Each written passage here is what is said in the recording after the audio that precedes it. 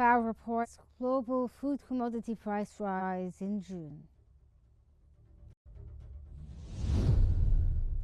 Mercosur and EFTA conclude a decade-long free trade agreement.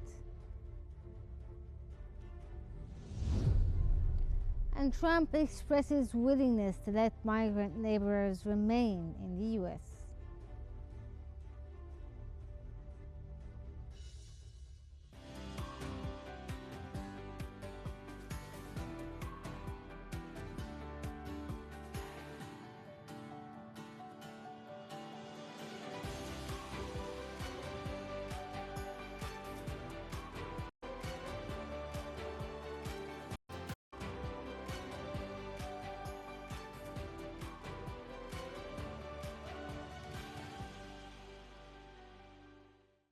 You're watching the Economic Bulletin. We start off with the global news as the United Nations Food and Agricultural Organization has reported that global food commodity prices edged higher in June, supported by higher meat, vegetable, oil, and dairy prices.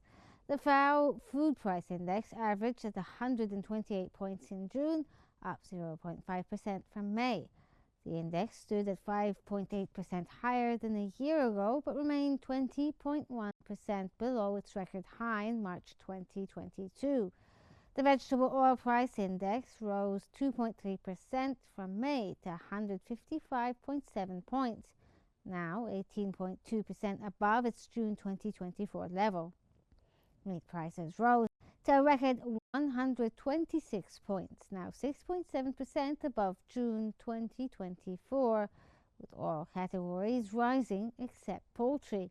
In a separate report, the FAO forecast global cereal production in 2025 at a record 2.925 billion tons, 0.5% above its previous projection and 2.3% above the previous year.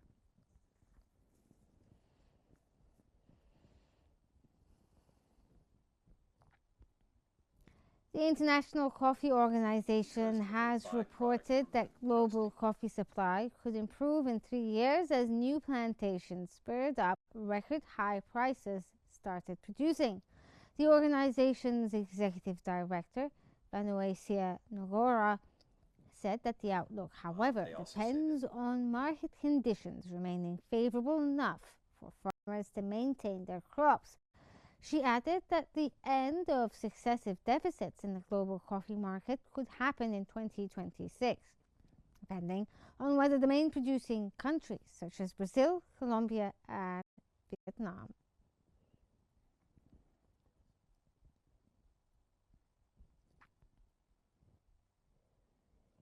In Europe, the Hungarian Shipping Association has reported that unusually low water levels on the Dunabi River in Hungary are affecting shipping, agriculture, and local ecosystems along Europe's second longest river. The Hungarian General Directorate of Water spokesman noted that as a result, cargo ships must leave behind more than half of their cargo and only operate 30 to 40% capacity. He added that shipping rates might increase by as much as 100% as a surcharge is added when a ship cannot sail fully loaded.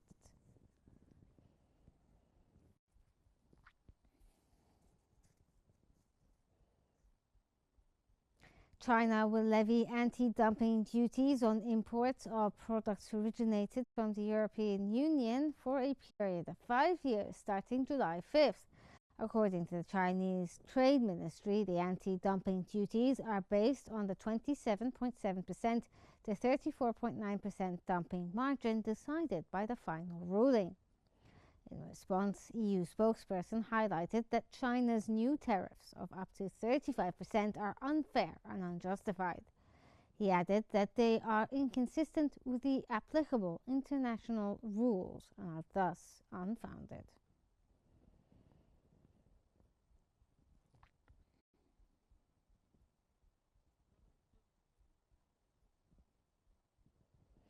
Still on Asian news, the Ministry of Commerce has revealed that China's trade in services continued to grow steadily from January to May this year, with a notable increase in the trade of travel-related services. Data showed that in the first 5 months, the country's total trade in services reached 3.25436 trillion, a year-on-year increase of 7.7%. Services exports reached over 1.4 trillion yuan, an increase of 15.1% from a year earlier, while services imports rose 2.7% to over 1.85 trillion yuan. Trade and travel-related services surged 12.2% year-on-year to reach 920.05 billion yuan. Additionally, from January to May, trade in knowledge-intensive services increased by 5% year-on-year to around 1.249 trillion yuan.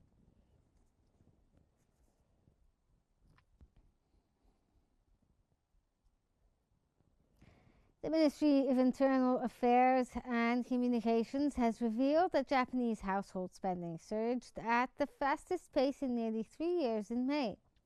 This increase offers some hope that tepid consumption might be turning a corner, even as risks from U.S. tariffs remain a drag on confidence and economic growth.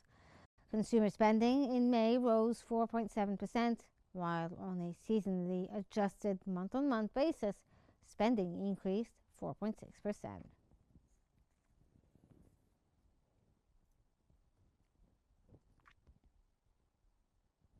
In North America, Statistics Canada has reported that the trade deficit in May narrowed after a record-breaking deficit in April, as total exports rose and imports fell, even as the impact of the U.S. tariffs dented shipments south of the border. The trade deficit in May met expectations at 5.9 billion Canadian dollars, down from a downwardly revised 7.6 billion Canadian dollars in the prior month.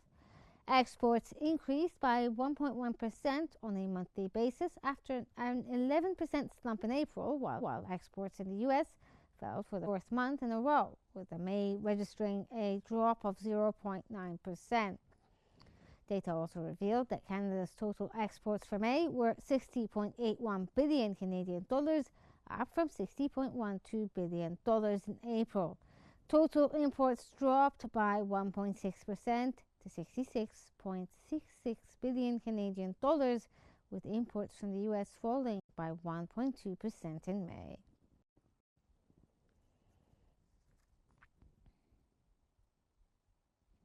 And in South America, 3 distinct visions for the bloc's future have come to light during the 66th Mercosur Summit, hosted by President Javier Milei, advocated guaranteeing more autonomy to member states and promoting a shift towards deregulation.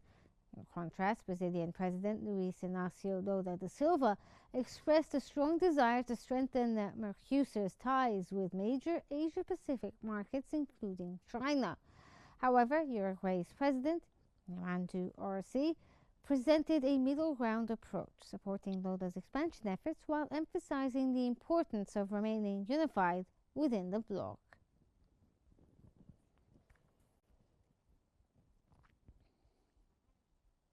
South America's Mercosur's trade bloc and European Free Trade Association have wrapped up talks on a sweeping free trade agreement a decade in the making. This agreement will cover nearly all shipments between Mercosur and European Free Trade Association. Comprised of Norway, Iceland, Switzerland, and Liechtenstein, the groups announced that their new agreement will provide improved market access for over 97% of their exports. They added that the deal, pending approval, will create a free trade area with nearly 300 million people and a combined gross domestic product of over $4.3 trillion.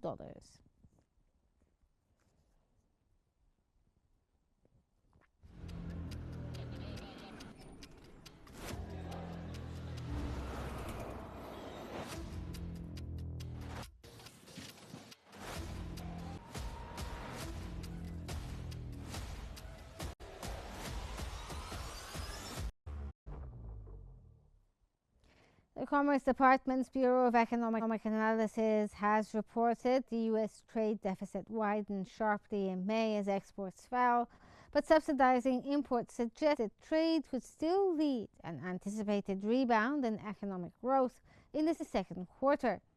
The trade gap increased 18.7% to $71.5 billion in May, as it chopped off a record 4.61 percentage points from domestic products in the first quarter.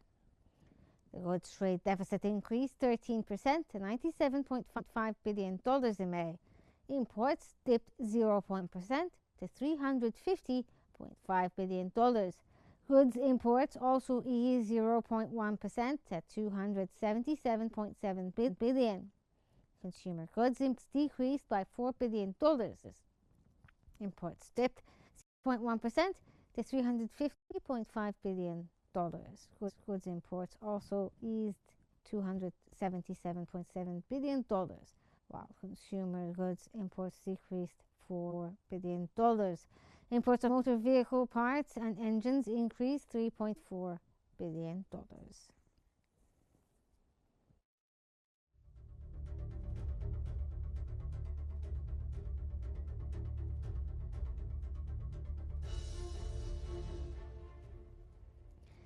The Commerce Department also revealed that new orders for U.S. manufactured goods surged in May on strong demand for aircraft, and business spending on equipment appeared to be strong halfway through the second quarter.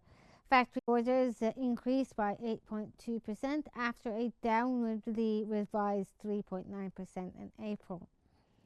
They also increased 3.2% on a year-on-year basis in May. The government also reported that orders for non-defense capital goods rebounded 1.7% in May.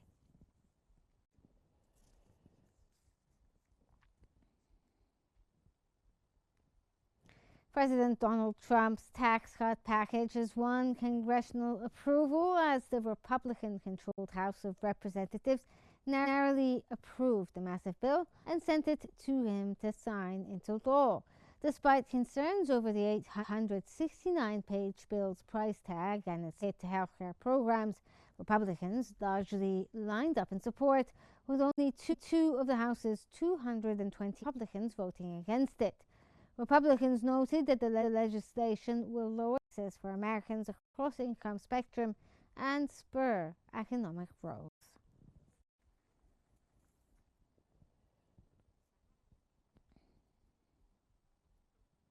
U.S. President Donald Trump has expressed willingness to let migrant laborers remain in the States if the farmers who employ them are willing to vouch for them. Speaking at a campaign-style event at the Iowa State Fairgrounds, he added that his administration is working with Homeland Security Secretary Kristi Noem on legislation to address labor shortages in agriculture and the hospitality sector. Trump also celebrated the congressional passage of what he called a big, beautiful bill, which he said delivers a key campaign promise. He also described legislation as the largest tax cut, spending cut, and border security investment in U.S. history.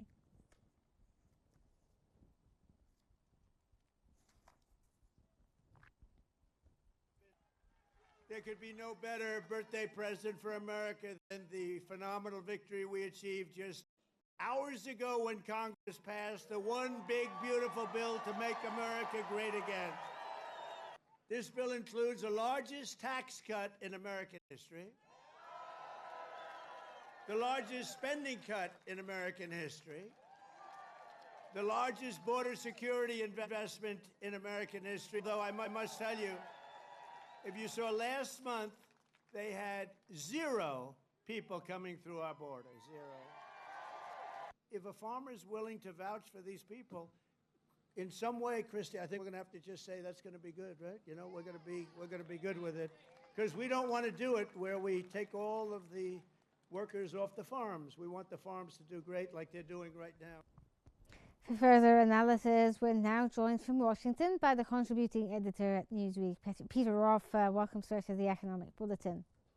Good morning. Good morning Or to you good too. afternoon, I guess, for Well, you yeah, all. your time And is happy morning, so good American morning to you. Independence Day, world. Let's start off by asking, how did the House Republicans manage to secure enough votes for the tax bill despite internal party divisions and concerns about Medicaid cuts and the increased national debt? Um, with some difficulty, Mr. Bones, as they used to say on stage. It was a close run thing, but that's partly because the Republicans only have a 3 or 4 seat majority in the lower house of the U.S. National Legislature. And so it was going to be difficult because there was no Democrat interested in crossing party lines to support working American families, because it also meant supporting Donald Trump. So it was left to Republicans, some of whom were not happy with what they felt was a not serious commitment to cut spending and pay down the debt. There was really no opposition to this bill from the economic left among Republicans. There were some who felt it didn't go far enough. At the end of the day, however, the president and Speaker Mike Johnson in the U.S. House of Representatives were able to persuade enough of the unhappy Republicans to go along, because this is the best we have been able to achieve through a consensus process that began shortly after the president came into office. So, in what ways does this new legislation expand tax cuts from Trump's first term? And what new deductions or benefits are included within, for workers and seniors? Because we spoke a bit about Medicaid. This was something that, as you've said, Republicans were debating as well. Well, again, the principal concern is it didn't do enough to cut spending. And because the agencies within the U.S. federal government that are responsible for estimating how much a piece of legislation is going to cost, and I put that word in quotes, don't do a very good job and are frequently wrong. They came up with predictions that aren't going to, I predict, match the impact of this bill in the marketplace. Its principal component is that it preserves the tax reductions, the tax rates that were achieved in the 2017 Tax Cuts and Jobs Act, which fueled economic growth and actually bolstered economic productivity enough that America was able to survive the COVID lockdowns. As to Medicaid, it pares down the rate by which the program is projected to increase. But because of the way the counting agencies do their estimates, a reduction in the rate of increase is counted as a cut. It's like saying instead saying Medicaid spending is increasing by, let's say, 5%. If it only increases by 4%, they say it's a 1% cut, not a 4% increase. So there's some confusion on that part. The other piece of that puzzle has been that since Barack Obama's Obamacare became law, a number of states have expanded their Medicaid programs to provide insurance to people who didn't have insurance. The problem with that is that people who were not eligible for Medicaid nonetheless got insurance under the plan. They're able-bodied, they're working age, there's no reason for them not to be working or trying to find work, but that's precisely what they're doing. And we're trying to eliminate the eligibility of those people in this bill. But will to this affect like participate in senior the Medicaid citizens, for program. instance? Like, even if you say that the projections are the ones that are being cut, not in reality cuts to the costs there, but will the senior citizens in the U.S. be affected by this bill? Well, health care for citizens in the United States comes under a different program called Medicare, which goes into effect automatically at age 65. This bill doesn't touch Medicare at all. Medicaid is intended for the working poor and the non-working, low-income people who need assistance and who can't get insurance in the workplace or in the private market. The problem here is that, and I think with some justification, that people who are working and are paying into the system and are paying for their own insurance object to paying for the insurance for people who won't work, not don't want to work, but won't work. And that's what's been happening under the program since Obamacare. And there's an effort to weed this out. It shouldn't have any impact on seniors. Okay, what about the anticipated effects on business investment and the corporate profitability, especially when it comes to small versus large business? How are they going to get affected by this new bill? Well, large corporations had their rates set at 21% on the Tax Cuts and Jobs Act, and that was permanent, so they're not affected. The small businesses in America, which are most of the small businesses in America that are not corporations, they're partnerships, they're limited liability corporations, they file actually according to what the personal tax rates are, not the corporate tax. They just avoided a huge tax increase. And when you talk about taxing the rich, and again, I put that in quotes, you're also talking about raising taxes on these small businesses, which are actually the backbone of the American economy. They've just avoided a major tax increase. And so they have money now available to hire new workers, to engage in other kinds of expansion, and to help with economic growth. The only way America gets out of the debt problem is in now, after 4 years of Bidenflation, is through growth. You can't cut spending enough to pay off $30 trillion in debt. You have to grow the economy so that $30 trillion in debt isn't as much money as it seems to be. It's debt and deficits as a percentage of gross domestic product that matters. The percentage is being cut in this bill. It's going to take basically, time, what you're but saying there's a there is way. that this bill will free up some money for these businesses to somehow expand and hire new people as well and expand the market. That's the intended effect. Under the tax cuts, the pro-growth tax cuts enacted in the Harding, Kennedy, Reagan, and first Trump administrations, that's exactly what happened. So we have every reason to believe it will happen again. Okay, what about the economic contribution of migrant laborers to sectors like agriculture, construction, hospitality as well in the US? Now, the president spoke about considering allowing migrant workers to stay. How is this going to be measured, and what kind of contribution do they, how will they affect this, I suppose, the economy if they're taken out of the picture? Their contribution to the American economy is essential. I am pro-immigrant. I am pro-immigration. Many Americans are. Now that the number of border crossings on the U.S. border with Mexico have been cut to almost nothing, it's an opportunity to have a rational discussion about reforming America's immigration system. And what America needs is a robust guest worker program where people can come to the United States to work either permanently for a short period of time or seasonally, as farm laborers do, and then return home. In So you much want the it to be same a way that seasonal there sort are, of thing?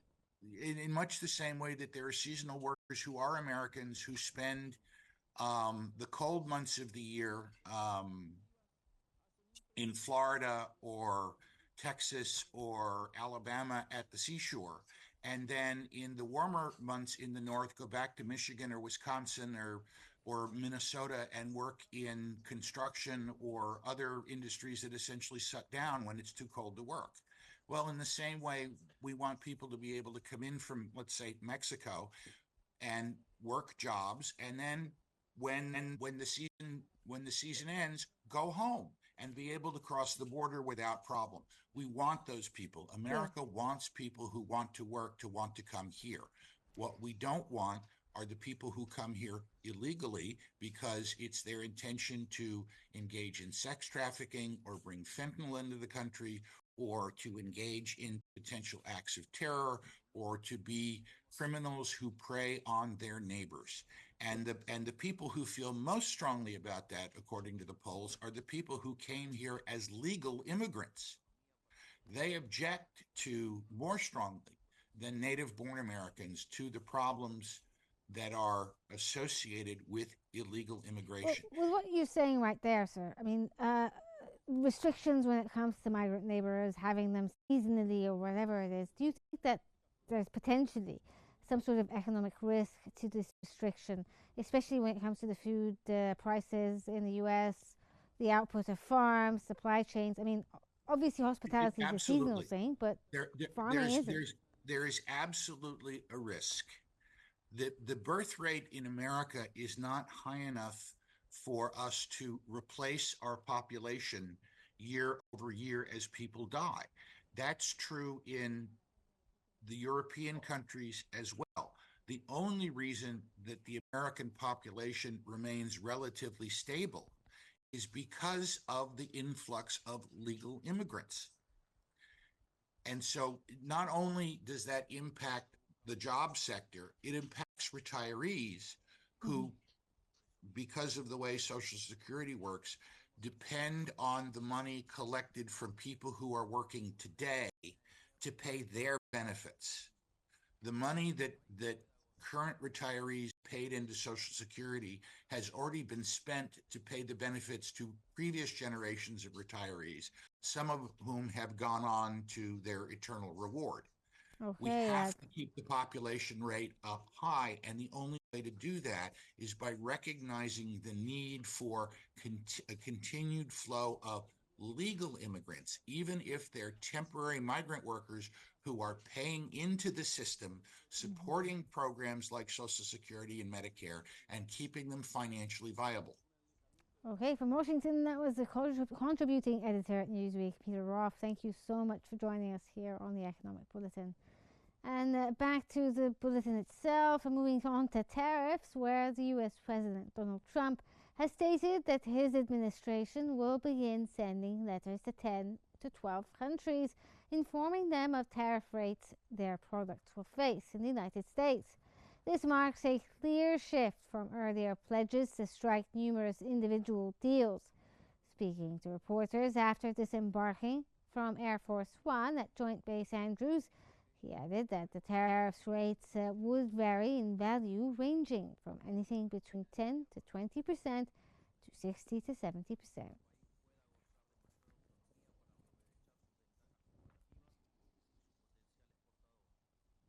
Australian Prime Minister Anthony Albanese has stated that the country will likely still be subjected to the 10% tariff rate on all exports to the US, but the government will continue to try and negotiate for an exemption.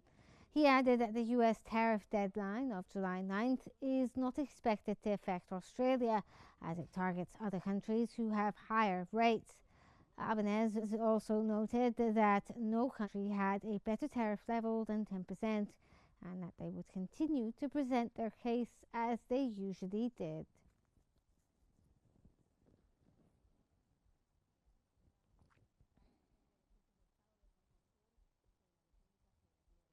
And in the MENA region, Egypt's candidate Mina Rizq has been unanimously elected president of the United Nations Food and Agriculture Organization FAO Executive Council for 4 years. This marks the first time an Egyptian holds the role in the FAO's 80-year history.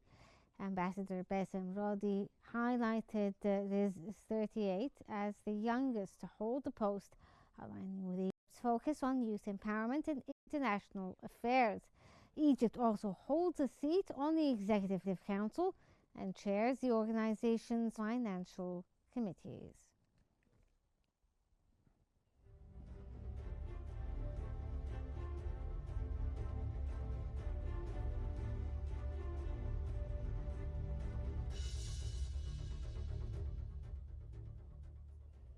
And moving to the commodities sector, oil futures fell more than 1% on Friday, pressured by expectations that OPEC Plus producers will decide this weekend to raise output and an Iranian reaffirmation of its commitment to nuclear non-proliferation.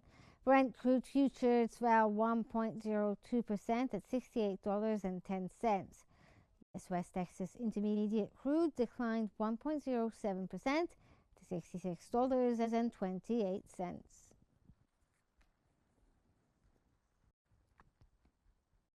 Gold prices rebounded on Friday and were heading for a weekly gain, helped by a retreat in the US dollar and safe haven inflows as US President Donald Trump's deadline for trade deals loomed. Spot gold was up 0.3% at $3,336.39 per ounce. The precious metal is up about 1.9% this week. Meanwhile, U.S. gold futures gained 0.1% at $3,346.60. The dollar index slipped 0.2% and was on track for a second week of decline, making gold less expensive for other currency holders.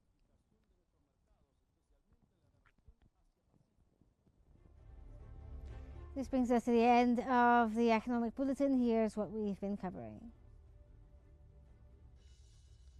FAO reports global food commodity prices rise in June. Mercosur and EFTA conclude a decade-long free trade agreement. And President Trump expresses willingness to let migrant laborers remain in the U.S. This brings us to the end of the Economic Bulletin. Don't forget to follow Q News on YouTube, Facebook, X, Instagram, and TikTok at QNewsEGY to stay informed. Thank you for watching.